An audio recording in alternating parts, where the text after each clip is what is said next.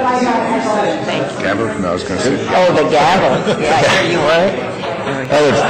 If we can get started, I'd like to welcome everyone to the August 17, 2017 meeting of the Delaware County Board of Commissioners. If everyone will please join me in the pledge.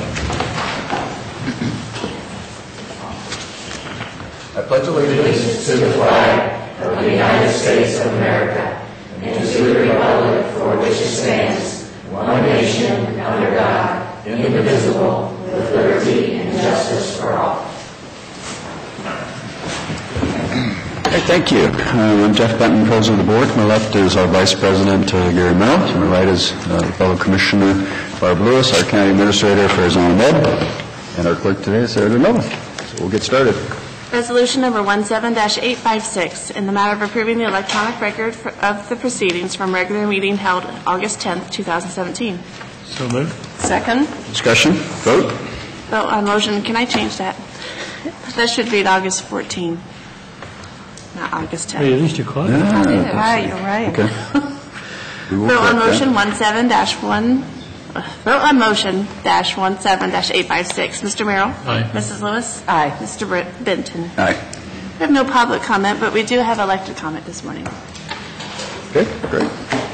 Sheriff Russ Martin, thanks a lot for the opportunity. I think we've all been kind of under the gun regarding the TCAP grant. The deadline's coming up obviously Monday, and there's been some adjustments to this over the last couple of months, and I think as a result of that, counties that qualify as volunteer counties that can apply for this have been kind of forced to rush to make some decisions, and I just wanted to make myself available for public comment on this. I know I've had some opportunities to speak with a couple of signatories privately, and I think I understand some of the concerns. My comments are just in general. I certainly appreciate the responsibility of the commissioners as a fiduciary, some of the reservations that you have in regards to grant funding, the possibility of that going away under a new administration in the next couple of years, and some of the impact that may have on the county's overall budget.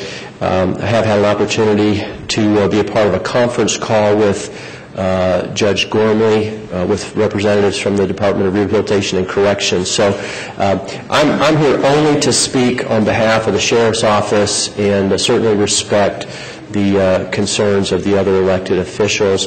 I did provide for you, I think, some utilization of those grant funds that could possibly be administered to enhance already some of the robust programs that our program coordinator Cassie Neff does in the jail. I think you're well aware of the work that she does.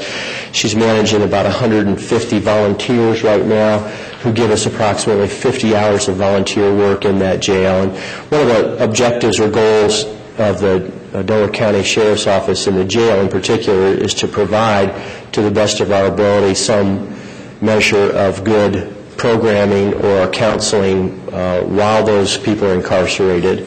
I mean, overall, we're looking to improve quality of life in our community, and with the objective of returning them to the general population in good standing, and ultimately reducing our jail population.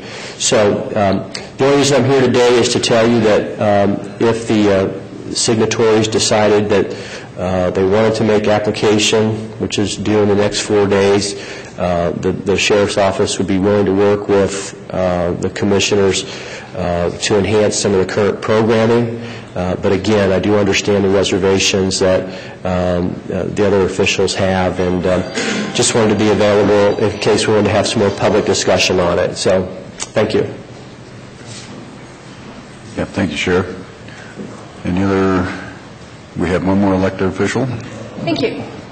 I apologize for the phone going off.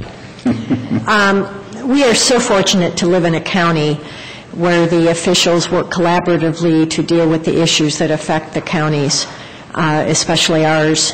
And Cassie Neff is a phenomenal addition to our work.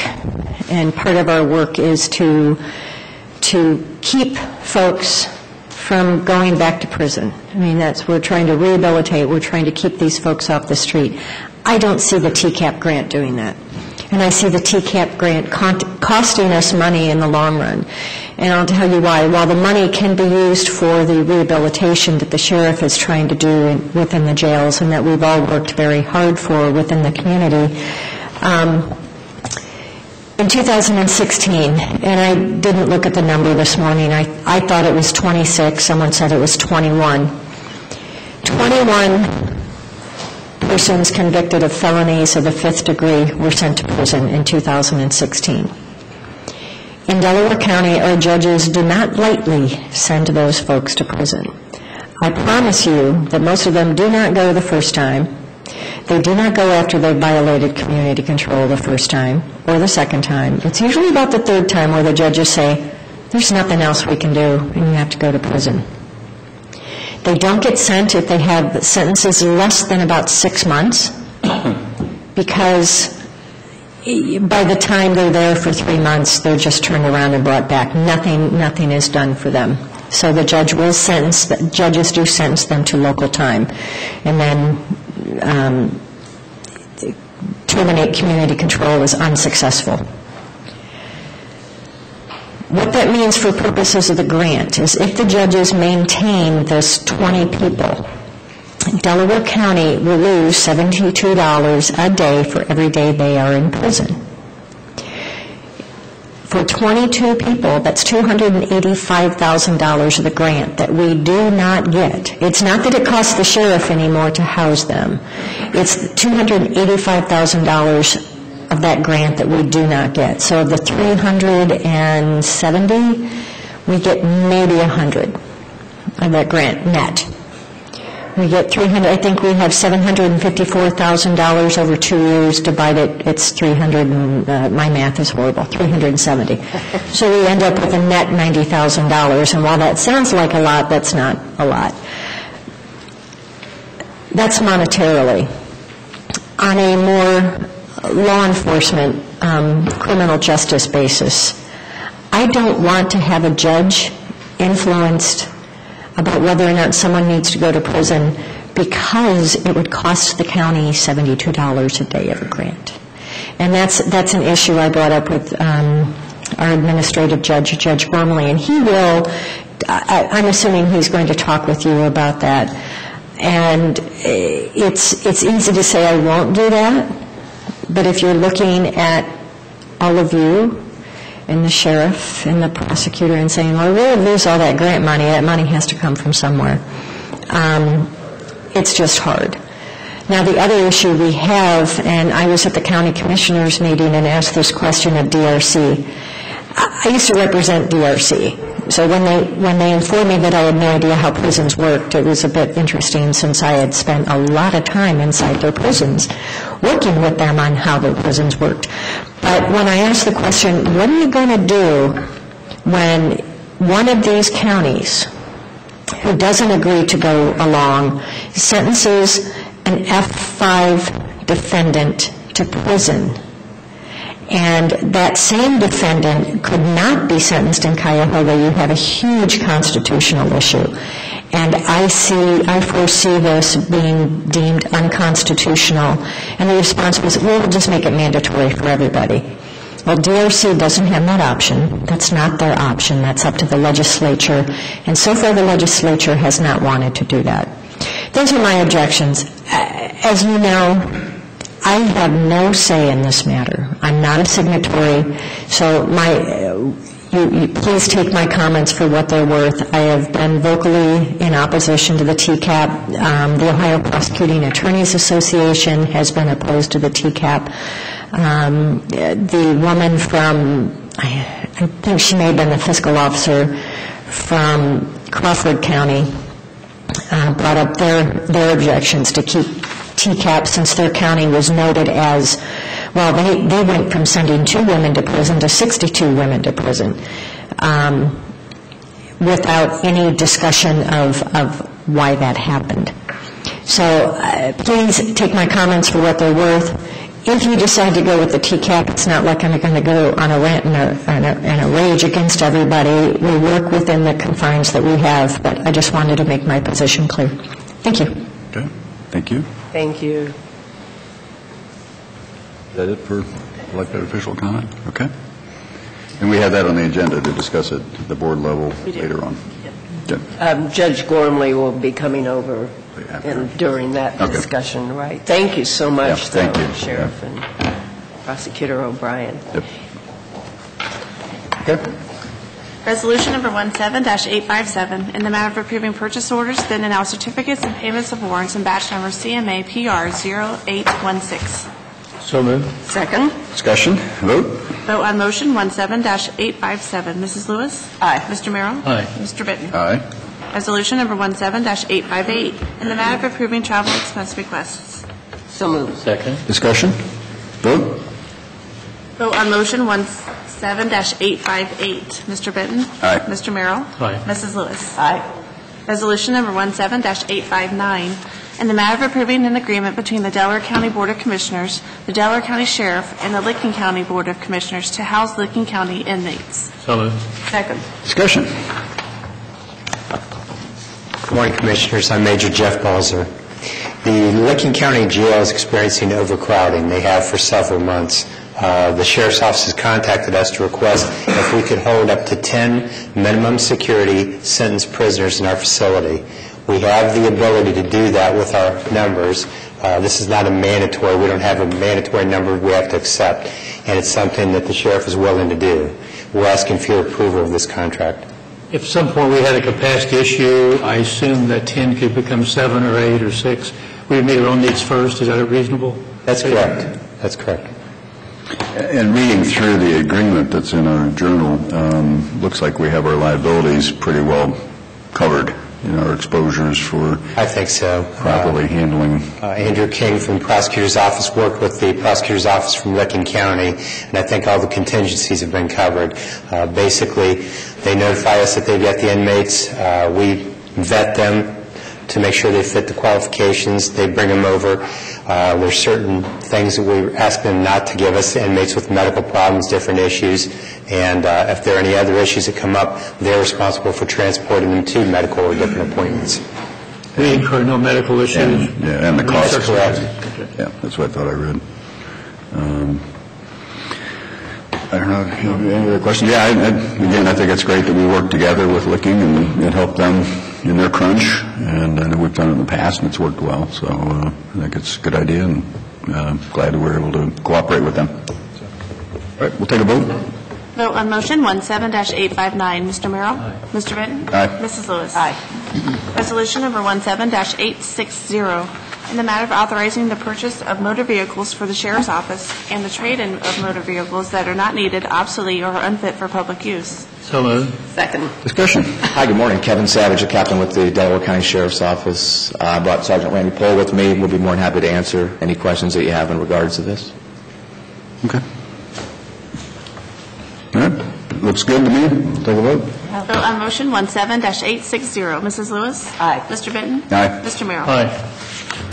Resolution number 17-861, in the matter of approving a contract between the Delaware County Board of Commissioners and Electronic Specialty Company for Delaware County Justice Center AV equipment bid package. So moved. Second. Good discussion. Good morning, John Melvin, Director of Facilities. Jumped in there. This contract is a follow-up with our bid award for the AV package for the new courthouse. This is the AV equipment, the software, court recording systems, and evidence presentation for all the courtrooms and hearing rooms in the new courthouse. This is what we Order the bid discussed before. And, okay. No changes to that deal. Yep. Okay. All right. We'll take a vote. Vote on motion 17-861. Mr. Bitten? Aye. Mr. Merrill? Aye. Mrs. Lewis? Aye. I have a question for John before he's smiling. He knew I was going to ask this question. I asked Farzan and John this morning about the lettering on the courthouse. If you just clarify that, because there could be a misunderstanding. Yeah, right now, currently we have Delaware County on the new courthouse. During construction and during our update of the master plan, we had some debate on the final naming of the building. So we changed from the judicial building and to what will actually be called the Delaware County Courthouse. So the courthouse letters are on order. We held those off as we made that final determination. So, yeah, they went ahead with the placement of the Delaware County because they could go ahead and get that. So I've had that question multiple times. Yeah, the final courthouse are coming. Okay. Good. All right. Very good. Thanks, John. Sorry, I'm lost. Resolution number 17-862, in the matter of the Delaware County Board of Commissioners appointing county prevention specialists to the Ohio Children's Fund Central Ohio Child Abuse and Child Neglect Regional Prevention Council. So moved. Second. Discussion. Good morning, Commissioners. I'm David Dombrowski with Job and Family Services. However, I'm here today as the chairperson for the Family and Children First Council. So the Family and Children First Council had recommended previously to have Sandy Henningford as the Assistant Director for Child Welfare, and our Health Commissioner, who was Sheila Hiddleston, who was acting as Chair of FCFC, to be our Regional Prevention Specialist to OCTF. And when I replaced Sheila as Chair, we just felt we needed to redo her appointment to take off as FCFC Chair. So Sheila has done an excellent job for us. She is very passionate. She is very well respected statewide on this issue. And the FCFC entire council and the Executive Council support this recommendation as well. Yes, she's done a great job, too, as chair of FCFC. She did. And so are you. Well, thank you.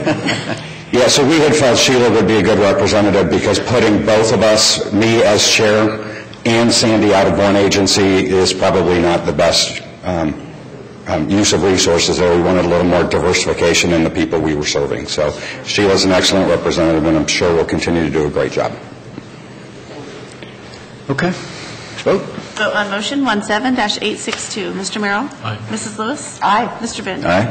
Thank you. Thanks, David. David. Resolution number 17-863, in the matter of approving a service agreement with North Star Residential Development, LLC, for various site work at the North Central Water Reclamation Facility. So moved. Second. Discussion. Good morning, Commissioners. Mike Fromer, sanitary engineer. The work under this contract is to reconstruct our driveway to the treatment plant. Currently, the Wilson Road is being totally reconstructed, I think probably till the end of August, or around, was it like early September maybe, for that. So we worked with North Star. We had some pretty significant traffic and safety issues with our current driveway. We've had 2 vehicles that have hit the fence and rocks out front and totaled their cars, and any delivery we had to wait on Wilson Road and back up traffic. North Star agreed to pay a portion of this, and also we were able to, the original engineer's estimate was almost twice as much, but with the contractor being currently on site, we saved money on mobilization. Okay. Vote. Vote on motion 17-863. Mrs. Lewis? Aye. Mr. Merrill? Aye. Mr. Benton? Aye. Resolution number 17-864, in the matter of approving decreases in appropriations, supplemental appropriation, and transfer of appropriation for the Regional Sewer District. So moved. Second. Discussion. The appropriations have all been approved by Cy. My first draft, he kicked it back and told me to start over again. So, no, there's a lot going on here. When we prepared our budget last year, there's been, some advancements. One is Lower Scioto being put online. We were a little underfunded in our operations. Also, we're doing some work internally on Scioto Reserve, so we're going to save some capital dollars there. And also, with Liberty Sawmill was under budget. The net increase after everything is zero. We're not asking for an increase in our budget, but just recognizing some significant things have changed in our operation this year. All right. Take a vote. Vote on motion 17-864. Mr. Benton? Aye. Mr. Merrill? Aye. Mrs. Lewis? Aye. Thank you. Resolution number 17-865, in the matter of awarding a bid and approving a contract between the Delaware County Commissioners and Double Z Construction Company for the project known as a box culvert supply contract 2017-09 rebid. Second. Discussion. Good morning, Commissioners. Rob Riley, Chief Deputy Engineer. As you may recall, we previously bid a contract to supply 2 precast box culverts for installation on Moody Road. We received no bids on that advertisement, so we rebid the contract, and this time received one bid, which is an improvement. The one bid was from Double Z Construction Company for $120,900, just about 9% over the engineer's estimate. We are recommending approval. I would note the remainder of the work will be done by our own in-house bridge crews. So basically what this contract includes is furnishing and installing the actual box culverts themselves. Our crews will do the rest of the work, the excavation, backfill, all the ancillary work associated with the project. So we do save quite a bit of money doing the work in-house. So the $10,000 or so that we'll spend over the engineer's estimate we think is reasonable. Good. Right. Vote. Vote on motion 17-865. Mr. Benton? Aye. Mr. Merrill? Aye. Mrs. Lewis? Aye. Resolution number 17-866. In the matter of approving a contract of sale and purchase between the Orchard Lakes Homeowners Association and the Board of Delaware County Commissioners for DEL-CR24-0.07. So moved. Second. Discussion. This is a parcel of right-of-way associated with our South Old 3C highway improvements that I reviewed with you, and we are recommending approval. Okay. Vote. Vote on motion 17-866. Mr. Merrill? Aye. Mr. Benton? Aye. Mrs. Lewis? Aye. Resolution number 17-867. In the matter of approving plan specifications, estimate, and setting the bid date for the project known as Drainage Improvement Project Scott number 604, lateral number 2. So moved. Second. Discussion. As you may recall, this is a drainage petition project located on Pyatt Road. You held the final hearing a few months ago. The estimated cost for the construction of this project is $123,630.50. We would propose to go out to bid and then award the contract in September and set the schedule once we get with the contractor and see when we can actually get it built. So if there are any questions, I can entertain those. All right. Vote. Vote on motion 17-867. Mrs. Lewis? Aye. Mr. Benton? Aye. Mr. Merrill? Aye. Thank you. Resolution number 17-868. In the matter of approving supplemental appropriation for the Law Library Resources Board. So moved. Second. Discussion. Any? All right. Could someone just tell me what this is going to be used for? Yes, there was just an explanation provided for that, Commissioner. The Resources Board requests that $6,300 be allocated to the equipment and object code from the unencumbered and not budgeted cash. They're going to purchase a new copier. I just want, since we're talking about the law library, I just want to make a comment for the record. As we make a transition to the Career Center, we're talking about a couple buildings north of us here. I think that building should also be looked at as maybe return to the private sector. I think it'd make a great law office for somebody, and just want to throw that out for, obviously no action today, but just something we ought to think about. That's all I have.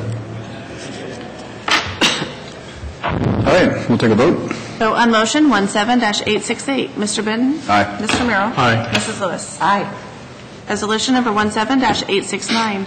In the matter of authorizing the use of Delaware County Commissioner funds to assist in funding the purchase of food, drink, and other amenities for an Employee Appreciation Day event. So moved. Second. Discussion. I think we have set the date, but I can't recall the date right now. 29th, September 29th? 27th? Yeah, it's late September. It's after the fair. And Look at my calendar, and we're still working out the details, but requesting your approval so that we can use these funds to buy food for the Employee Appreciation Day. Yeah, I think it's a really neat idea. I think it'll be well received, and I think everybody's looking forward to it. And I know I'm looking forward to grilling hot dogs. So I'm sure. I hope I don't cause anybody to get sick with a badly grilled hot dog, but hopefully it'll work. Okay, we'll take a vote. Vote on motion 17-869. Mr. Merrill? Aye. Mrs. Lewis? Aye. Mr. Benton? Aye. We do have about 5 more minutes. Yeah, we could go ahead and do the, we may as well do that, sure. Resolution number 17-870. In the matter of approving an addendum to the submittal requirements for the residential and non-residential inspection services for request for proposal. So moved. Second. Discussion. Good morning. Fred Fowler with Code Compliance. A few weeks ago, your board approved an RFP to be posted for outsource inspection services, and Section 5.3.1 requires submittal of financial statement for firms interested in the work, and the language today is proposing that to be changed to read verification of the company's financial stability in a way to protect the confidentiality of any firms that might be interested in submitting the RFPs. So I recommend the approval and try to answer any questions you have. I have discussed this with the prosecutor's office, Eric, and he has confirmed that that is not a legal requirement, the wording of the RFP, and this language is acceptable, assuming that you would find it acceptable as well. Okay. I will likely support this, but tell me what the verification of the company's financial stability, what will that entail? Well, certification possibly of their financial stableness, I guess, and how they're doing. They will not be paying us anything for services. Obviously, we're paying them for outsourced inspections. So it would be only us paying that amount, and should be minimal fees that would be paying them for the services. They would get paid after they provide the service, typically? Yes. Oh, yes. Yes. So that's assurance that the quality of the service is appropriate. Correct. Yes, we would assure that. I think because it's really more or less a service provider to us more than owing us money, I feel a little better about this than if the tables were turned. So I think that's the base on which I can support this. Yep. Yeah, I can empathize with the smaller firms not having to pay significant auditing fees to provide, and then also the confidentiality of their financial statements is important to some firms. So I think I think this is a reasonable change. All right, we'll take a vote. Vote on motion 17-870. Mr. Merrill? Aye. Mrs. Lewis? Aye. Mr. Benton? Aye. Thank you. And Fred, you had wanted to get together sometime today, or at least talk. What's your schedule? I would be available after session, depending on your schedule, so I can make myself available. Oh, okay. I think we've got, I'm not sure how long, I hate to hold you up. I don't know how long we're going to be here. Yeah, we've got Liberty Dale and then Hickory Ridge. Yeah. Are you available this afternoon if I give you a call? Yes, I have a meeting at 12. I have an interview at 2, so I'll be on this side of town this afternoon. So okay. Feel free to give me a call. Okay, great. All righty. Thank you. All right, you may as well do administrative reports. Okay, administrative reports. Good morning. I'll just add to the discussion that just ended when we were briefing you this morning, Commissioner Benton and Commissioner Merrill. Commissioner Merrill brought up a question that is this a requirement in other agencies within the county and other departments? A very good point, and I just wanted to give you an update on that. A few weeks ago, Cy and Eric and I believe John Melvin was with us, met with a firm that we were going to think about hiring to do a comprehensive contracts manual for the county. Just based on that discussion this morning, I made a note to myself to follow up on that and see where we are. I have not heard back from that firm. I'll call them today. Hopefully they're still interested. If not, we'll talk to somebody else. That's all I had. All right. Commissioner Merrill.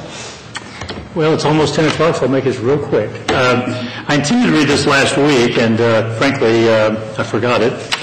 And it's always good when we get letters of complimenting an employee, in this case an elected official, but this comes from Joe Pemberton, who I know from Rotary, and I think that's the reason he addressed it to me, because he knew me, regarding our county engineer, Chris Bosserman. Seeing as how he referenced me because he knows me, so this has nothing to do with me, have been very engaged in the growth and prosperity of Delaware County for many years, I wanted to pass along a compliment that was given to County Engineer Bosserman yesterday through the course of a meeting at the Building Industry Association of Central Ohio, and this is dated August 10th. Where new Franklin County engineer Cornell Robertson commented during his presentation the Delaware County Engineer Bosman astutely located an agreement from the 1950s indicating that Franklin County would be responsible for maintaining the Smothers Road Bridge over Hoover Reservoir in Franklin County and Delaware County. Always maintaining the county's best interest and another feather in Delaware County's cap, I try to pass along good news when I hear it. So just a compliment to Mr. Bosman's knowing the history of our county and a compliment from Franklin County. So I just want to pass that on. Great. Good. That's all I have. Nice to hear good news. That's it. It's great. Mr. Lewis? Rob, you'll pass that on to Chris, I said. Yeah. This Saturday night, there's benefit in the barn. Yeah, in the barn at the Dawson Farm, Bowtown Yeah, Road. Bowtown, east side of, Right. probably not too far from where Don lives. Right. Many sponsors to that. United Way is the main sponsor. Yeah, so Central Ohio Symphony. Yes, Central Ohio They do an Symphony. outdoor concert. and Yes. Very nice event. So I'll be there. Good, good. Yeah, they Central Ohio Symphony is so good. And that's it. Okay. Well, I was going to mention that, but you beat me to it. I got Central Ohio Youth Center board meeting this afternoon. Just the organization seems to be doing pretty well. We've got a CCAO call tomorrow morning on legislative issues, the MCO tax in particular. 8 o'clock. 8 o'clock. Had a conversation with Senator Obhoff yesterday, or the day before, and he seemed to think that the sales tax veto override would go forward in the Senate when they convene, I think, on the 22nd. But he isn't as optimistic that the federal organizations involved will allow it to occur, the replacement franchise fee. So anyway, we'll see. Stay tuned. This is a fluid situation, but very important to us and many other counties. And he's president of the Senate. Yes, Senator Obhoff is Senate President. So that's all I have. Yeah, I know. It's kind of mixed. He does seem to think that the Senate will override, but then he doesn't think D.C. is going to go along with it. Not sure exactly what happens at that end. But. Okay. Thanks. So, anyway, that is it, and I think we're ready to open the hearing. You ready? Can you just give us a couple seconds? A couple seconds? 2001, 2002? Yes. We're ready.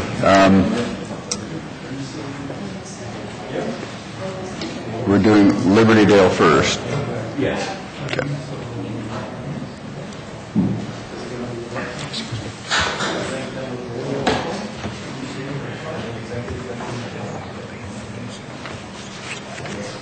Okay. Sure. Sweating up. Kind of your withdrawal. Yeah, go ahead. I'm just going to put my leg up. Yeah. Do we need the screen? Hey, Sarah. She says she got distracted. She says she had to do the screen, but did you forget the screen? Yes, we're missing the cord that connects the laptop to the projector. Oh. So Jen was trying to pull it down. You go ahead and get the official things done, like While we're waiting, I have a question. I sent an email this morning. They talked about doing the viewing for a property down on the section line. Yeah. And I suggested that maybe we should do the meeting at the closest township location. I don't know if you've seen that email yet or not. I haven't seen it. Typically, we go to them for the viewing. And Yes. let them have to come up here. It might affect the attendance. So I think it'd be an appropriate courtesy. I'm fine So with that. there's an email that was sent to everybody. I don't know if you probably haven't read it yet. Just asking, is that a possibility? Okay. Yeah. What is the closest? I don't know exactly. Probably going to be Harlem or Genoa, I guess. Is it on section line? Section line? I think it was on. Fancher, you mean? Well, no, we're talking about section line. That's not. Yeah, Harlem's way out east. Yeah. Might be Liberty. Yeah, it's not talking Delaware? Or Delaware. Township. Where's the location? Is it west? Yeah, it's west. Southwest. I just said whichever is closest. Yeah, right. If that's the correct one. Oh, that's fine. Yeah. So, No, are you kidding me? That way we don't get people complaining about too far away.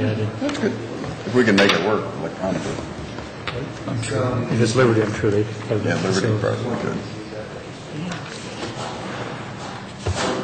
Jason's going to see if he can run this one. Normally it's right there. We had the broth hamburger. Did you know that? I know. That's nice. Actually, having brats and hot dogs. Well, I thought, well, I said I had made that recommendation. All the employee appreciation pictures. Yeah, I saw those. Mike Schuling suggested hamburgers. I said, Mike, you'll I know. I said, Mike, you'll put the Hornets does. Yeah. So, Let's go ahead and open it. And Yeah, we'll go ahead and get the hearing started. Resolution number 17-871, final hearing for the Liberty Dale subdivision drainage improvement maintenance petition project. so move. Second? Discussion. Vote. Vote on motion 17-871. Mrs. Lewis? Aye. Mr. Merrill? Aye. Mr. Benton? Aye. Resolution number 17-872, in the matter of approving for a specific occurrence, a suspension of Rule 3, speaker registration, Rule 4, limitations, and Rule 7, public comment procedure, from the rules governing public comment before the Board of County Commissioners of Delaware County, Ohio. So move. Second? Discussion. Vote. Vote on motion 17-872. Mr. Benton? Aye. Mr. Merrill? Aye. Mrs. Lewis? Aye. All right. The hearing is open, and while we wait on getting a cord and getting the thing working, I will go through the procedure today. Okay. So I want to welcome everyone to the final hearing for the consideration of the Liberty Dale Drainage Improvement Petition. There is a sign-in sheet circulating in the room. We ask that you please sign in if you're here on behalf of this hearing. We'll hear a report from the county engineer and the Soil and Water Conservation District. We'll take questions from the board. Then we'll hear from all those in favor of the petition project. After that, we'll hear from all those opposed to the petition project. And we will ask you to take an oath if you are testifying. We'll continue back and forth, and new information comes up where additional people wish to speak. We'll take questions from the board again, and after listening to the testimony and the report of the engineer, the board will decide whether to find in favor of the improvement, affirming the order, and confirming the maintenance assessments, or the board may dismiss the petition by setting aside the order.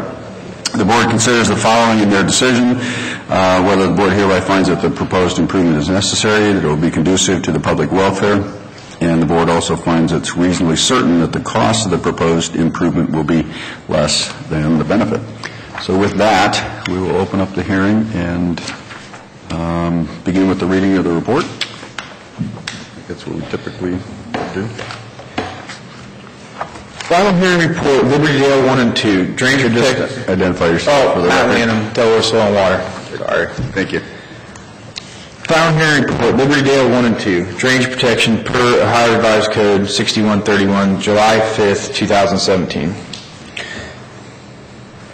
This report has been prepared for the final hearing on the drainage petition filed by the Liberty Dale Homeowner Association and others on September 15th, 2016. The petition was signed by 22 of the 82 lots. The general location and course of the requested improvement is stated on the petition as followed. In Delaware County, Liberty Township, and Liberty Dale, Section 1 and 2, generally following the existing course and terrain of the improvement shown on the document labeled Exhibit C. The petition specifically asks for to repair, replace, or alter the existing improvements as required and to maintain the improvements per attached Exhibit C in engineering plans. Petition process. This petition has been submitted according to Section 6131 of Ohio Revised Code, which authorizes the county commissioners to act on behalf of benefited property owners to make drainage improvements as requested by petitioners. Should the commissioners find in favor of the petition, the existing stormwater drainage system will be placed on the Delaware County Drainage Maintenance Program in perpetuity per Section 6137 of the Ohio Revised Code. The special maintenance assessments that follows this action will appear on each parcel properly taxed duplicated semi-annually. The cost of maintenance would average 2% to 3% annually of the current value of the infrastructure and is divided equally among the benefited parcels.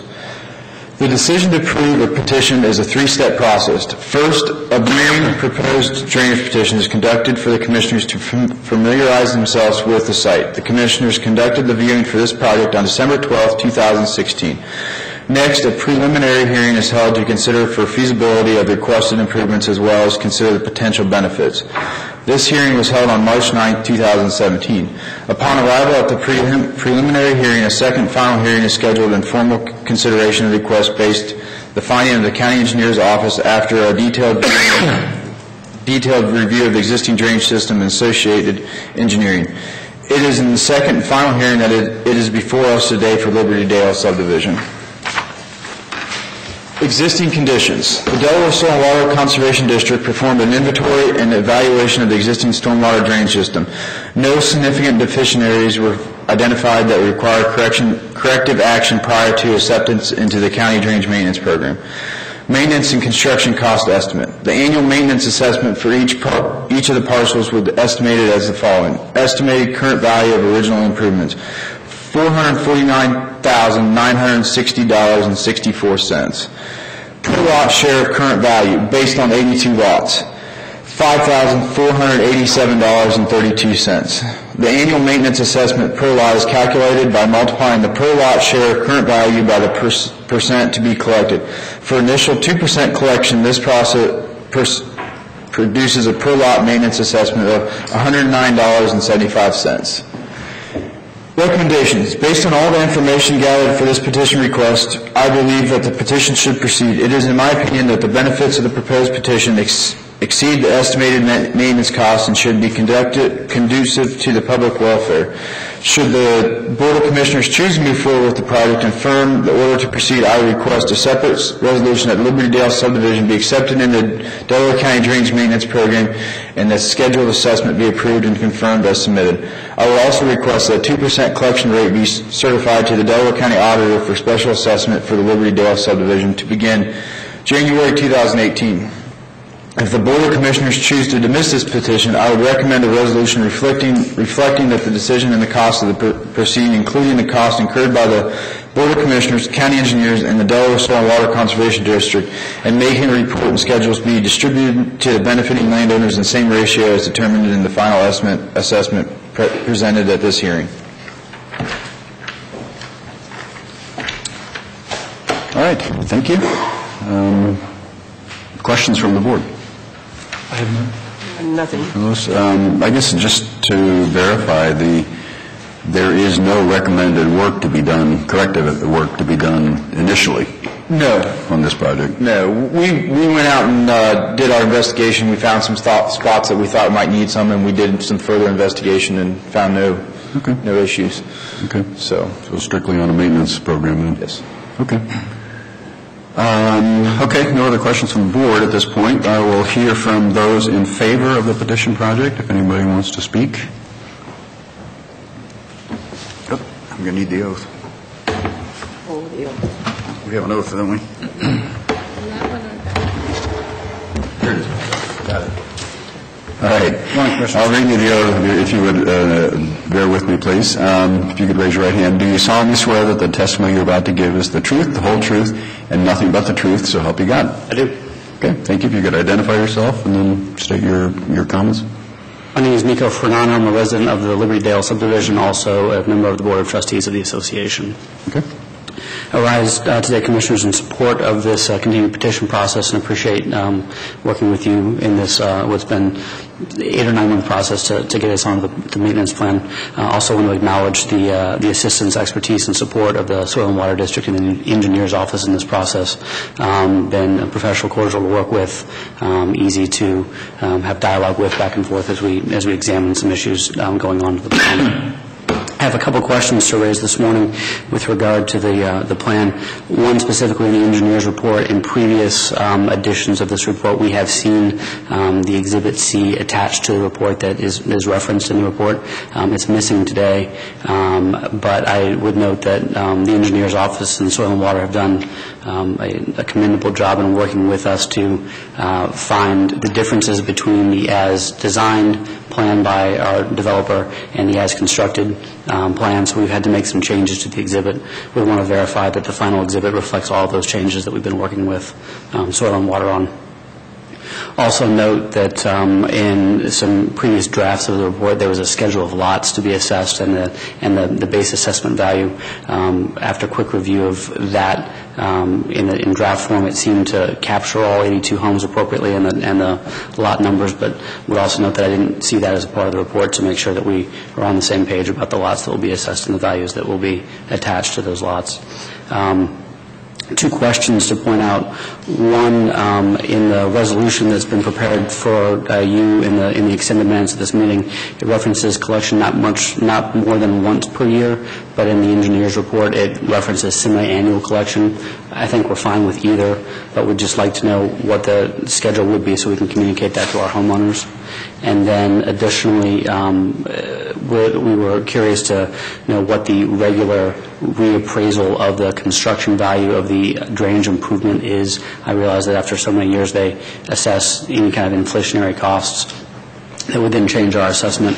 We want to have an idea of kind of what that schedule is and when we're due for the next one, so again we can communicate that to homeowners to be aware that it's not $109.75 for the rest of their lives. It will eventually take up and give them some information about when that will happen.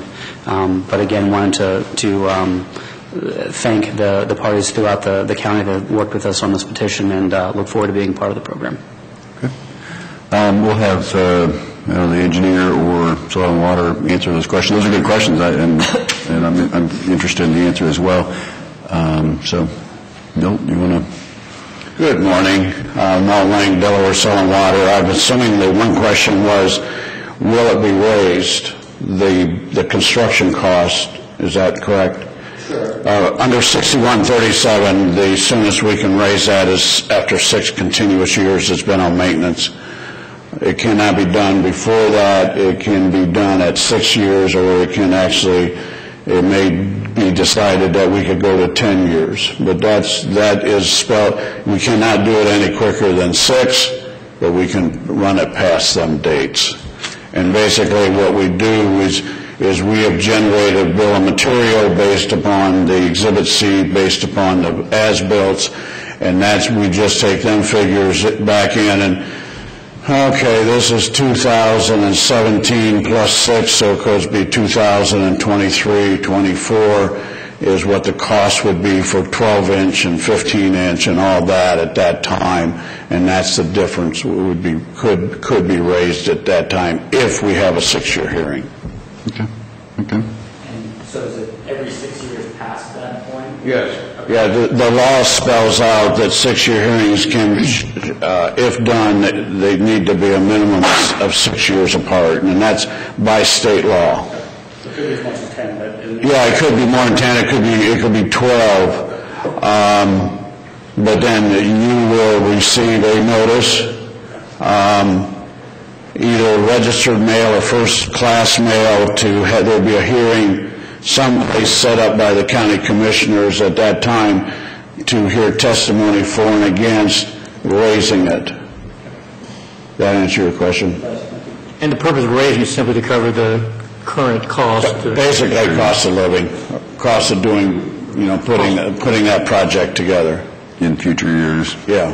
Okay. Makes sense. Makes sense. It is twice a year, the assessment, though, is on the tax bills. As I understand, the law reads once a year. I understand if it's over a certain amount, the auditor just automatically, if it's $100, it's 50 and 50. Okay. They split it down, I think. Yeah, I was going to say Eric can probably provide the definitive legal position on that. Eric Hostetler, Assistant Prosecuting Attorney. For whatever reason, the construction assessments are semi-annual and the maintenance assessments are annual. Oh, so they aren't even the same. Okay. I don't know. Huh.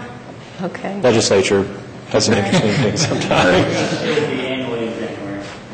Yeah, starting January of 2018 for this project, I believe. Yes. Yeah. Okay. So typically taxes are split in half, so this would just show an extra $100 for the first payment theoretically. I believe so, yeah. Interesting. There were 2 other questions, no Exhibit C and cost of lot being the same. The auditor, Eric is as right as always, but what I've been told and what I've seen is they go ahead and split it.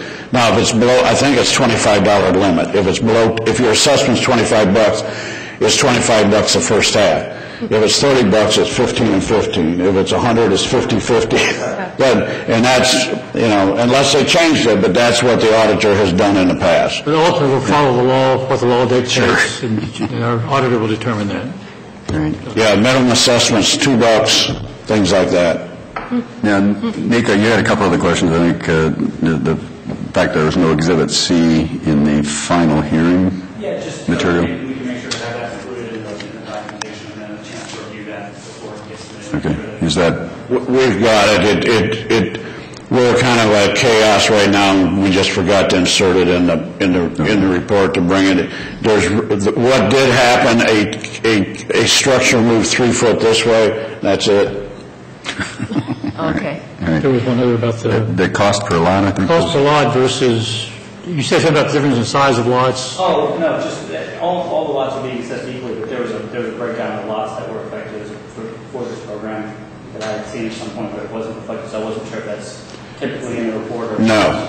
Basically, the report will say a so-and-so subdivision, X number of lots, period, and that's all we say. And that's all we do on a subdivision report. Normally, on a regular one, it's so-and-so project, watershed of 500 acres, and we just use buildable lots. And actually, we use buildable lots.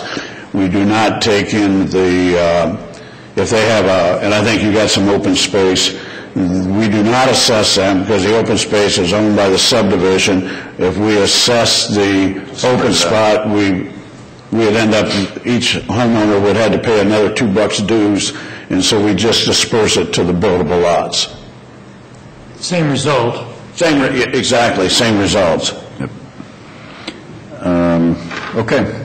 Additional questions? Comments, etc.? Okay, now we'll go to hear from anyone who is opposed to the petition project. Okay. So I see no one standing up, so we will assume... I ask that we close. Yeah. Second. Yeah, she has to read the motion.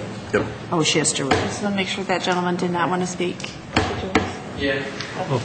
Okay. It must be for it, Oh, okay. I believe.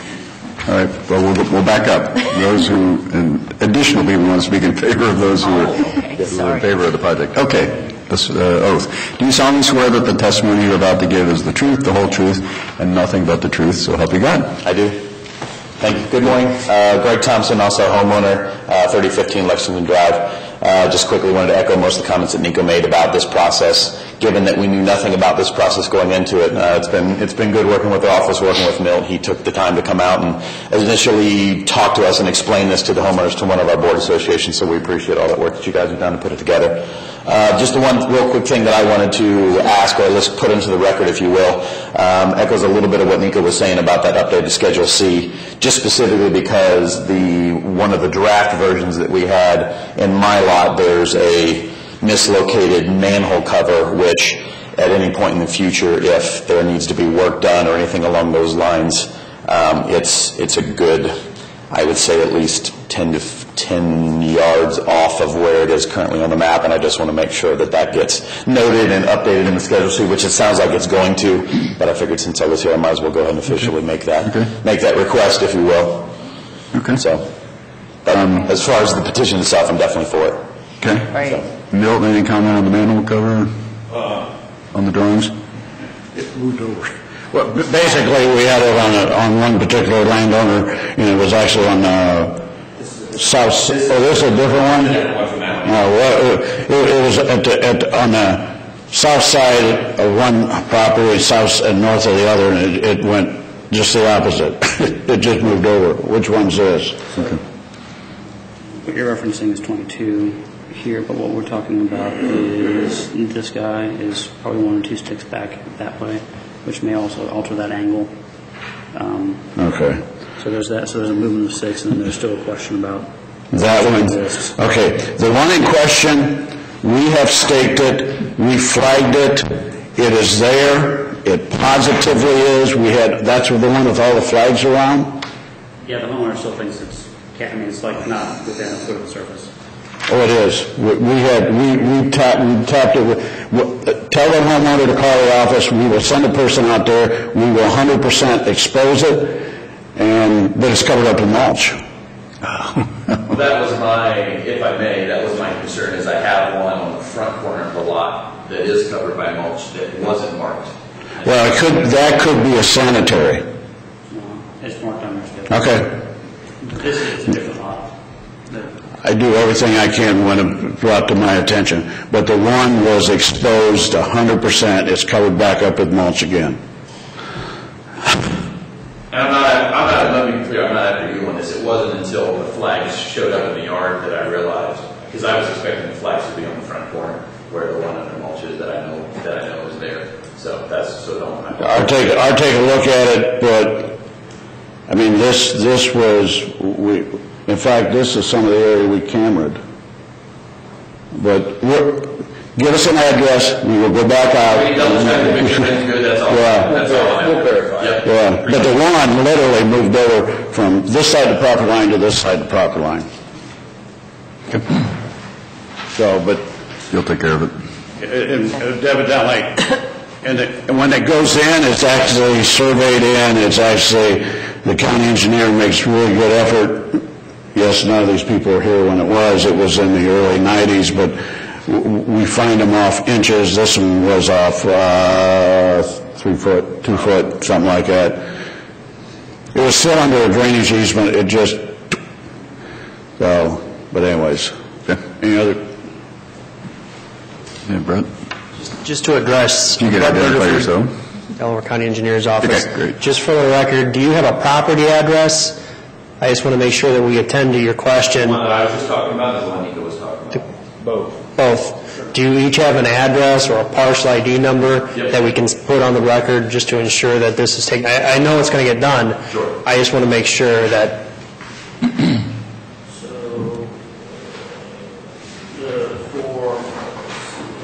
So I'll say mine. Thank you. Look that one. Yeah. So for my property, the address is 3015 Lexington Drive, Powell, Ohio, 43065. All we need is the address. Okay. Yeah. And that's representing manhole 6's placement. Manhole 2's existence is on 2888 Lexington Drive, Powell, Ohio, parcel ending in -21000. Okay.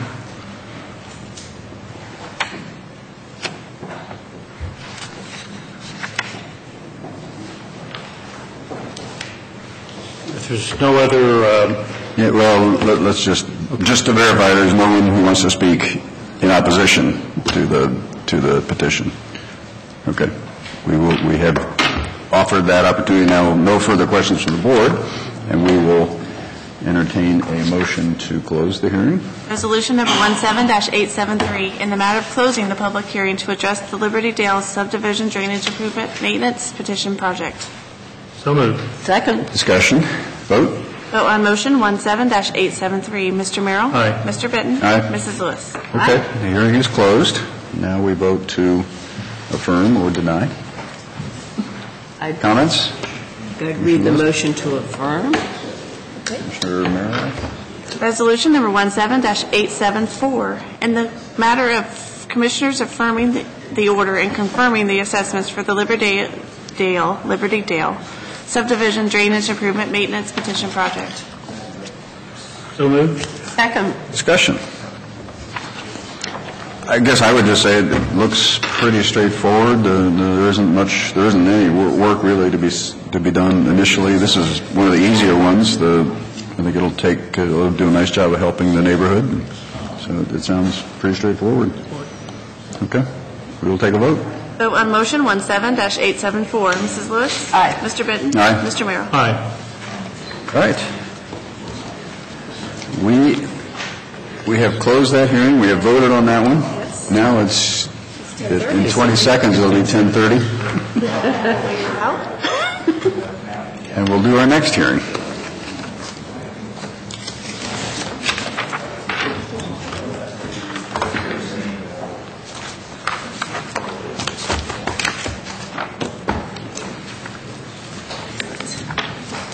Resolution number 17-875, in the matter of reconvening the final hearing of the Commissioners for the Hickory Ridge Subdivision Drainage Maintenance Improvement Petition Project. So moved. Second. Discussion. Vote. Vote on motion 17-875. Mrs. Lewis? Aye. Mr. Merrill? Aye. Mr. Vinton? Aye.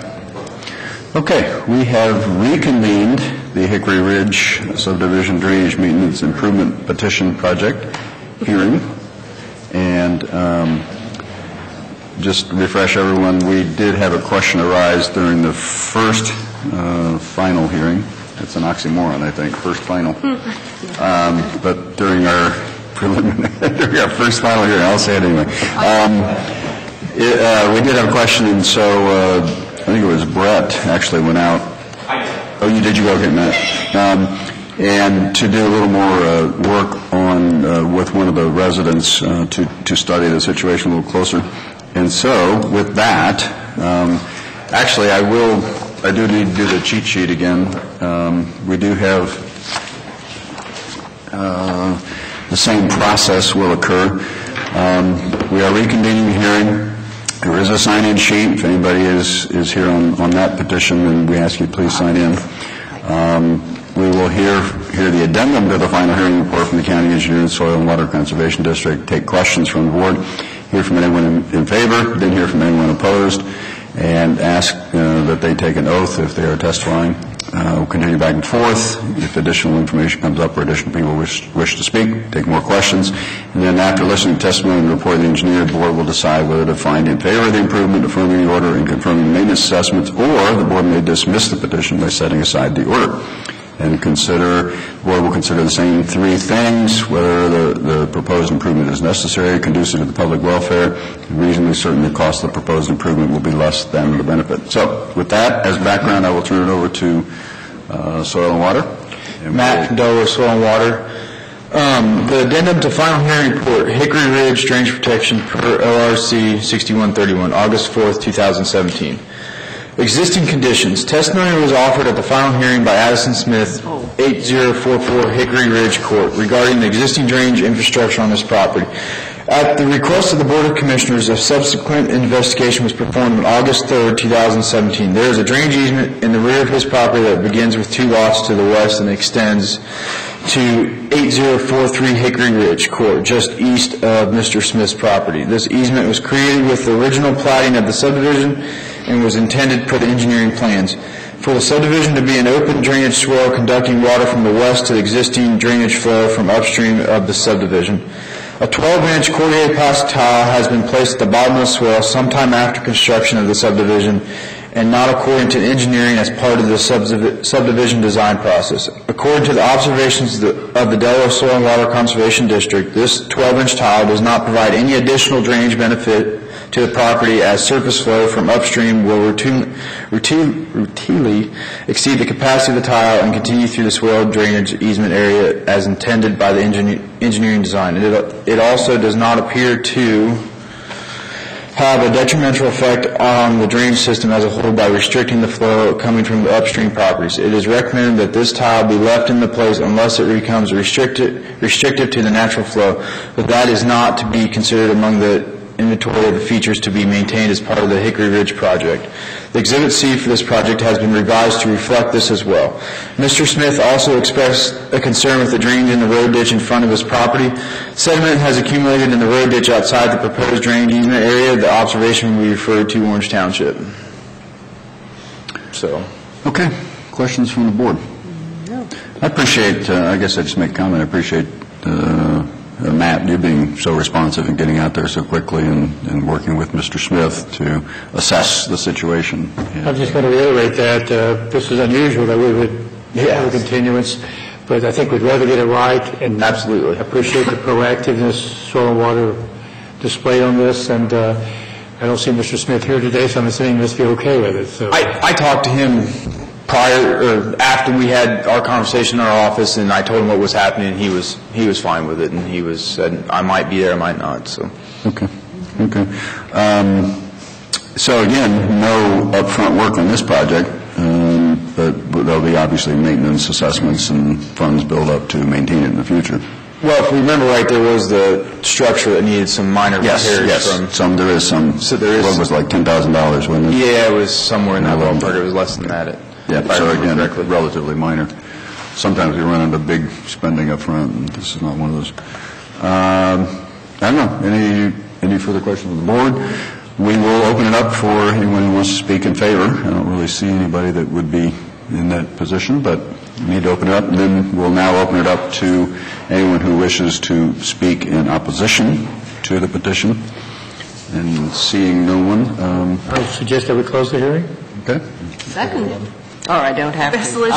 Sorry. Not yet. Resolution number 17-876, in the matter of closing the public hearing to address the Hickory Ridge Subdivision Drainage Improvement Maintenance Petition Project. So moved. Second. Discussion. Vote.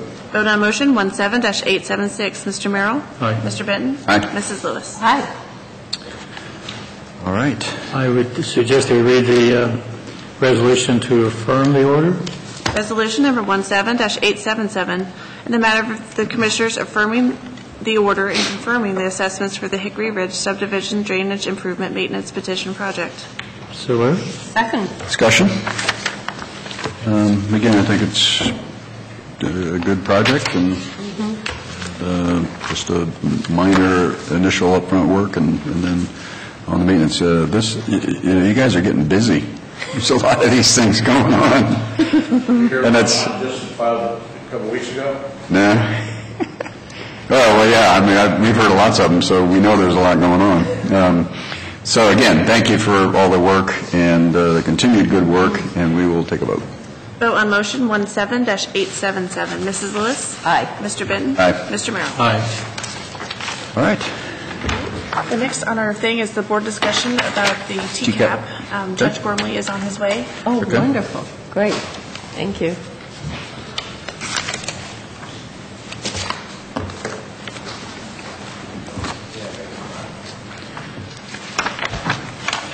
Nico, how did you hear about the petition program? Actually, a former board president of the trustees had done some research into it and then passed on, I think, most information until we got into a meeting finally. So this was 2000, I think we first came out, this was 2015. True. I didn't know that was there. I never even saw it. Yeah. Interesting. Because it is getting more widespread, the program availability and usefulness. I wonder how many, based on the education that is mandatory after 1997, how many parcels are still not on it? There's still quite a few not on it, but we this year is, and I'm not right term, but it's a ration, really a big push this year. We had one that just filed for 420 lots. Okay. Yeah. Wow. Well, and I think from our perspective, we've had discussions within our community about the liabilities that the association bears. And this was a pretty big one that because of it's true. Calculate general fund reserves in a different and more significant way. Yeah. And so, if we had the opportunity to defray liability for predictable payment structure, that was more attractive. It's interesting that you say that, but I've had condo sites come to me, and condo is very much private in development, and what I'm being told that they're being audited. It's by law, I don't know if it's such a thing, and that they got to make sure that they have insurance and they have everything covered. And the ones that come to me, the question is, who's taking care of your storm? And it's like, we don't know. And we couldn't find insurance coverage for the storm. Yeah. So we went to really? current business policy and the other insurers and storm. That gave us a big push down this road. Yeah, that's a red flag. It's amazing, and we had a couple of years ago we had like 4 condo sites all at once file by the same developer, and they said we're finding out that nobody's looking at them, and when you go into your subdivision, the roads, the water, the sewer was all being taken care of. This was the only thing that's left out there that is not being looked at unless they're on the maintenance program. Yeah. It's something that Delaware County had actually adopted that we had discussion in March of 98, and by July 1st of that year is when we initiated it. The surprise, if you ever talk to Chris Bosman, is subdivisions are required to do it, and there's other regulations now, but the number of the properties like these have come along and said, how about us, how about us? And we're very proud of the county engineers and Soil and Water that I find that over the years, if you provide a service, they will come. Yeah. Or get off my back. How many are you working on right now? How many active petitions? Brand new ones. I mean, like these. Yeah, they haven't been put in the program officially. I think we got a neighborhood of 4 right now that I know that has either filed a petition or want to petition, things like that. Plus all the ditch petitions. Plus all the ditch petitions and stuff. We're above 500 and 22 to 503, I think. yeah, over 500 projects right now. Okay. It's the reason we keep adding staff. Thank you. All right, thank you, guys. All right, Judge Gormley is here. Hope we got to wait for Commissioner Lewis, who's coming back. But we appreciate you coming over, Judge, and being available. Running behind.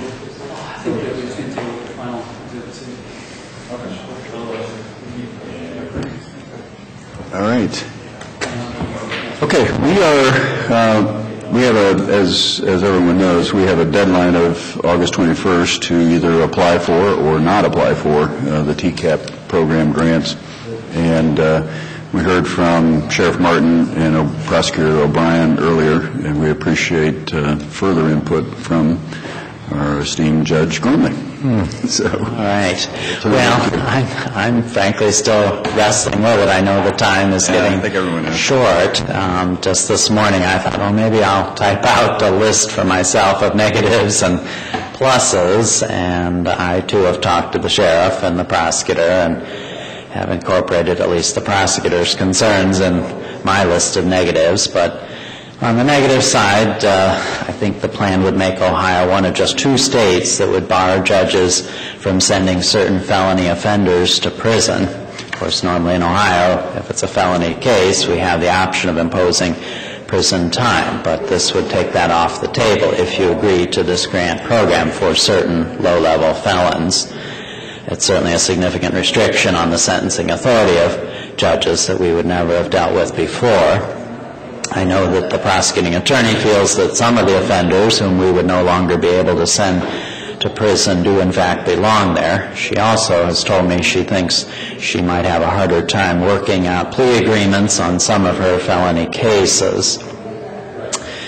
My sense is as well the plan imposes some significant record-keeping responsibilities on the counties that accept the money.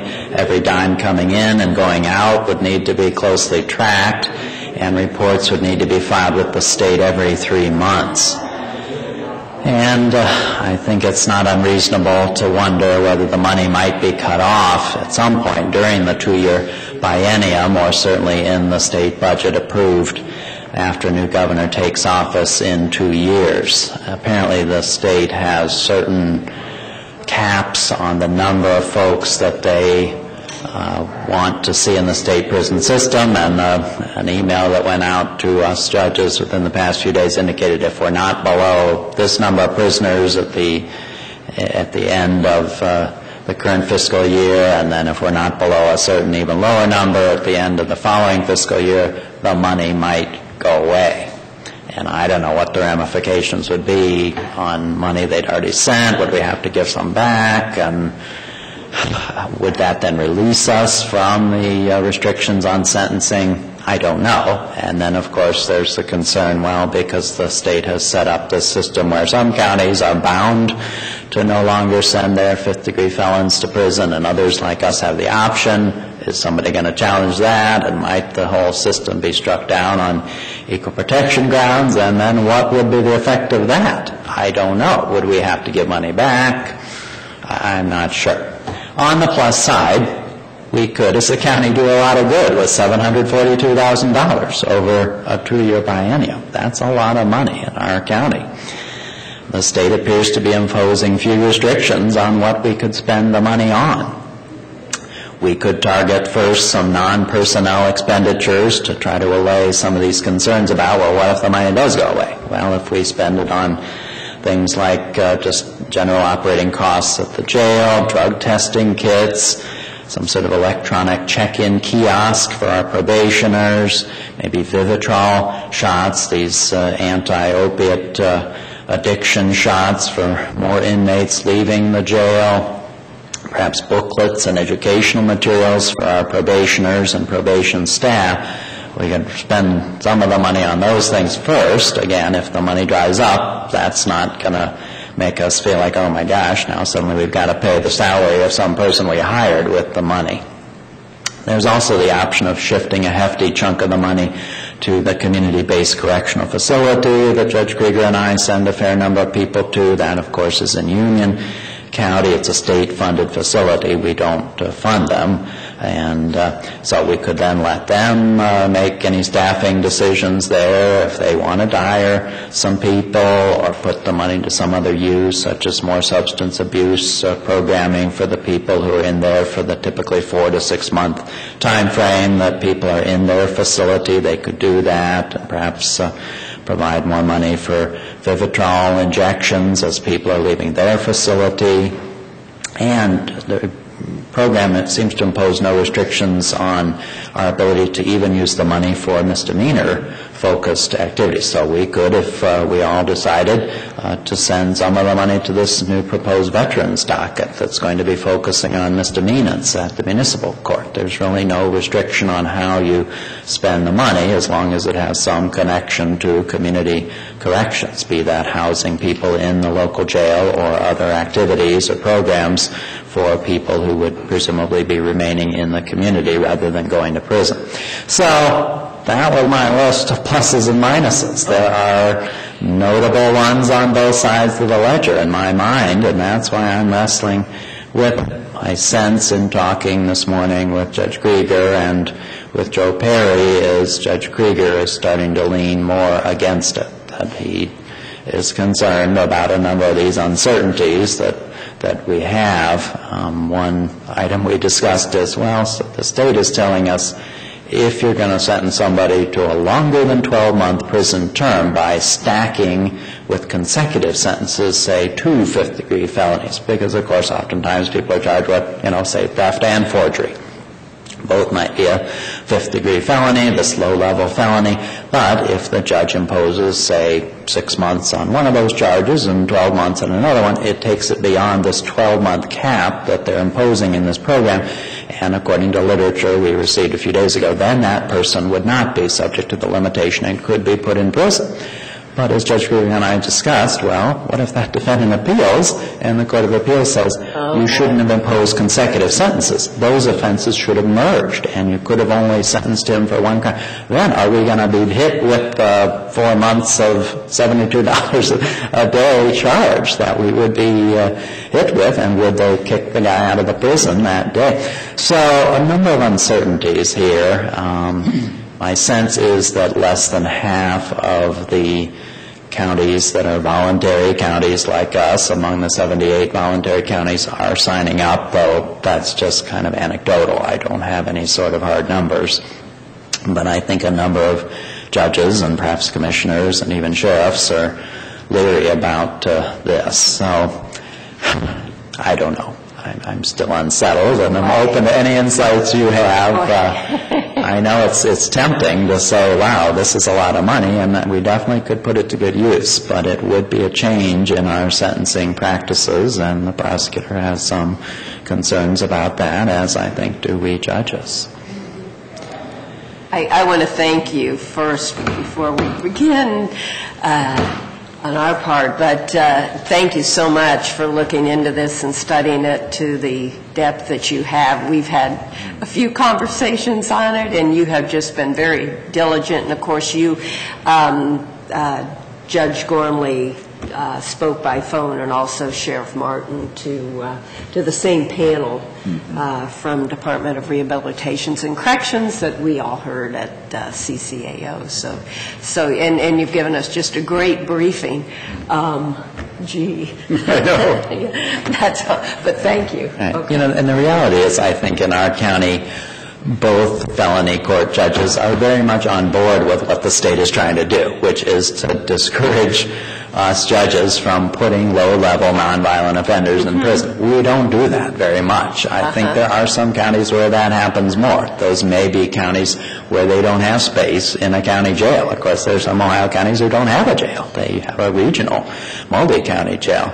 And so they're quite restricted on what they can do in terms of locking people up. And, of course, they're going to sometimes feel on low-level felonies that a person ought to be locked up. We have the option of putting them in jail. Some counties don't.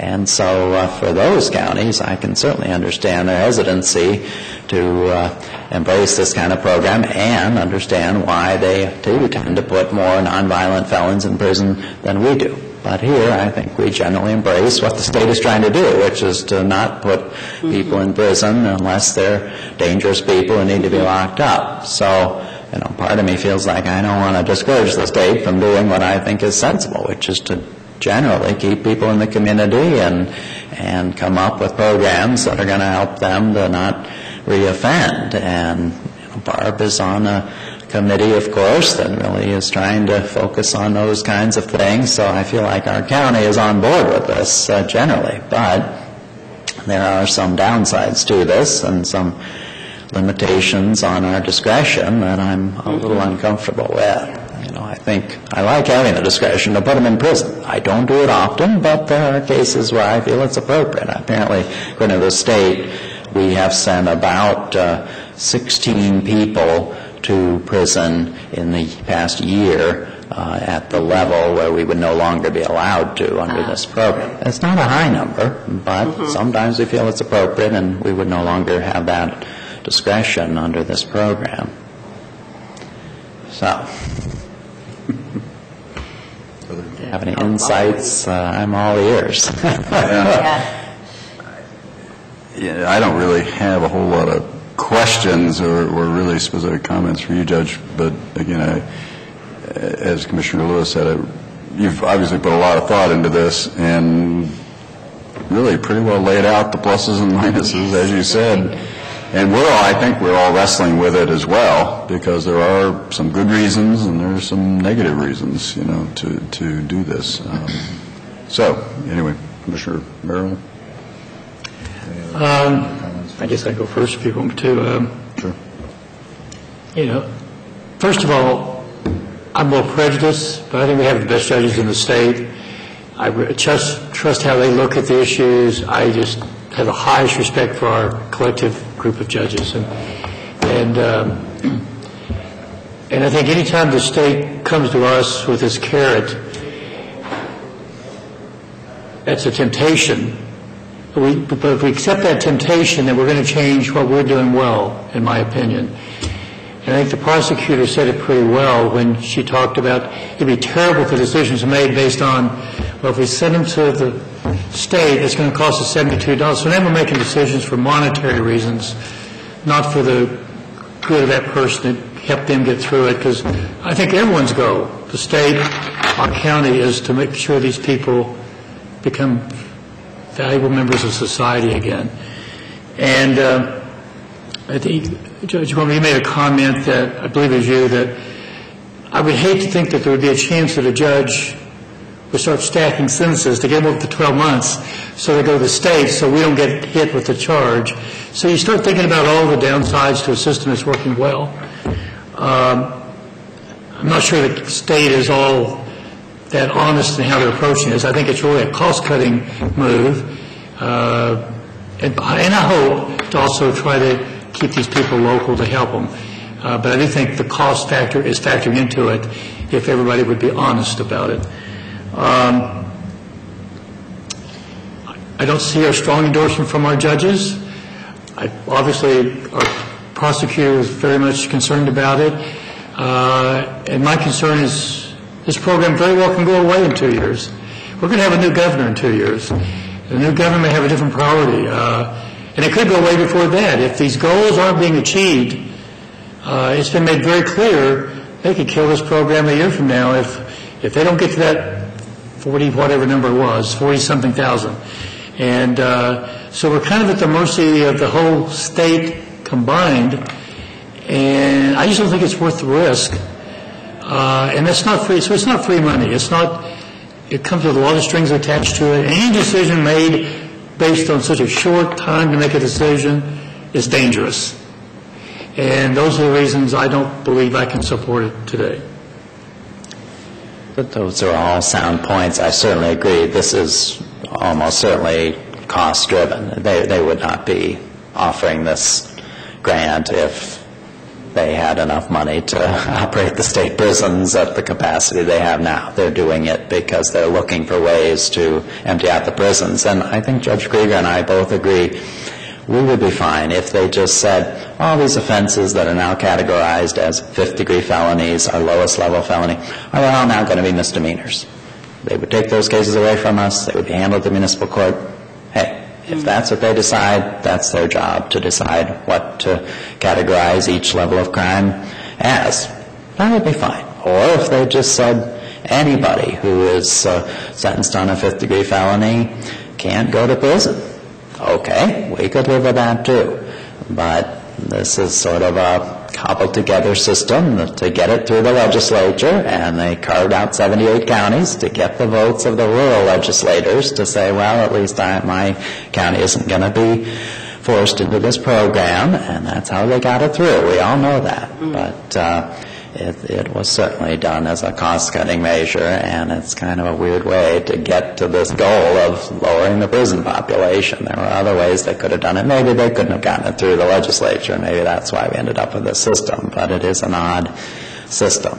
And I will say one thing that has been comforting to me in this process is nobody is dead set for or against this thing. And everybody, the sheriff, the prosecutor, we judges, your office, have all indicated whatever decision is made, I can live with it and accept it. I'm not going to be in a big snit about it. And that has been very helpful in this process to know, as I've seen over and over again, we all get along very well in this county. We don't always agree, of course, but we all respect each other, and that makes it a lot easier to know, hey, I'm not feeling the pressure of somebody who's going to be vindictive against me based on how we come out on this. So I will say that everybody's been very helpful to just try to figure out what the right answer is for the county, as we always try to do. Aren't you going to go first? I can go next. Yeah, all three of us went to the August 8th session at the CCAO, and that was very informative. There was a lot of very good debate, good dialogue, a number of people from the courts, from law enforcement, from prosecutor's office, from, a number of county commissioners there, and there was a lot of good discussion. Learned a lot. I agree with you, Judge, that we have great leadership here in the county, and we are, I think Commissioner Lewis mentioned, we're really leading the way on many of these issues to reduce and really rehabilitate the prisoners or offenders and get them headed in the right direction. And we're doing so many things. We have so many good initiatives going as it is, and plus, whenever you get a real tight deadline from the state, and they're dangling money in front of you, that makes me nervous.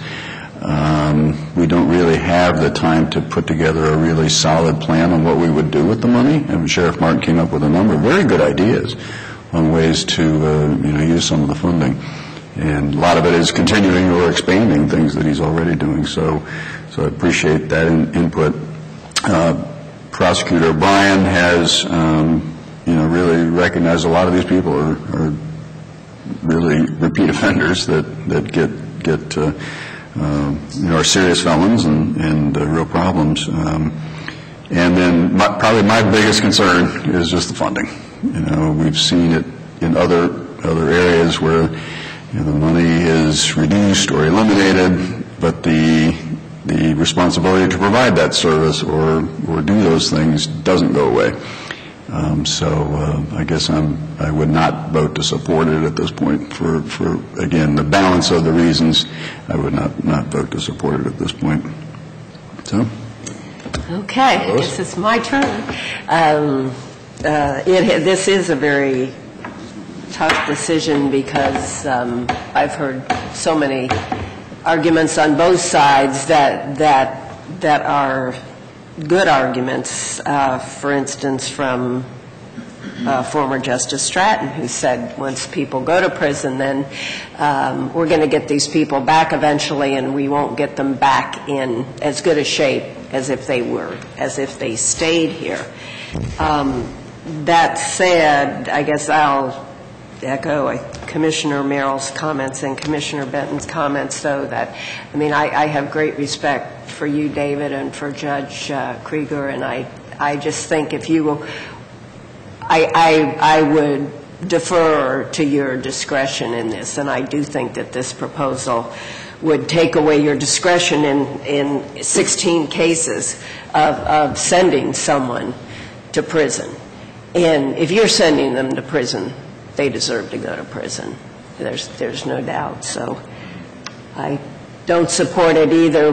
And I'm also confident, though, that with the support of the commissioners, the judges, the prosecutor, the sheriff, that we will put the funds into programs here in Delaware County, as we have been, that will help people and turn their lives around. And so I am very confident in that. So therefore, I guess we don't even need a motion because really, there's no reason to make we're not. Yeah, it sounds like we're all three, again, with the real understanding that there are pluses and minuses to this, that none of us want to proceed with applying for the grant. So we will not need a vote, as it turns out. And again, I want to thank you, Judge Gormley, and Prosecutor O'Brien, and Sheriff Martin, and Judge Krieger, and everybody else who weighed in, because I know you gave it a lot of serious thought, and we have great respect for our leadership. And again, I think it's been a good example of how we can have a good discussion, a good discussion openly, and then hopefully we'll come to the right conclusion that we're not going to move forward this time. There may be another version of this down the road. We'll see. But just in closing, just for the public's good here, the Commissioner's throwing away $740,000. I don't think it's the goal of anyone, certainly not our judges, not the citizens. Our goal would be 0 people have to go to not that 16 or that 20, I've heard different numbers. But not to have that ability to make that evaluation honestly and genuinely without prejudice doesn't serve anyone's interest. And just for the benefit of all the voters in this county, and frankly, I think most of them probably agree with what we've already said, but it's not an easy decision to walk away from $740,000, but to do it for the right reasons is extremely important. And I think we do so much well in this county. We're very fortunate to have so many good people working for the benefit of this county for its common good, and I don't think it's worth upsetting that in any form. So I'm not sure that's helpful, but I at least wanted to close with that statement. So. Yeah, it all makes sense to me, and I'm reminded that this office is in good hands. Thank you all. Thank you. Thanks, Thank you, Judge, very much. all right, that ends that topic, and we can go into executive session now. Resolution number 17-878, in the matter of adjourning into executive session for consideration of employment of a public employee or public official to consider the purchase of property for public purposes for pending or imminent litigation. So moved. I'll say it. Discussion? Vote? Vote on motion 17-878. Mrs. Lewis? Aye. Mrs. Benton? Mrs. Benton? Mr. Merrill? Aye. All right, we're in executive session. Yes.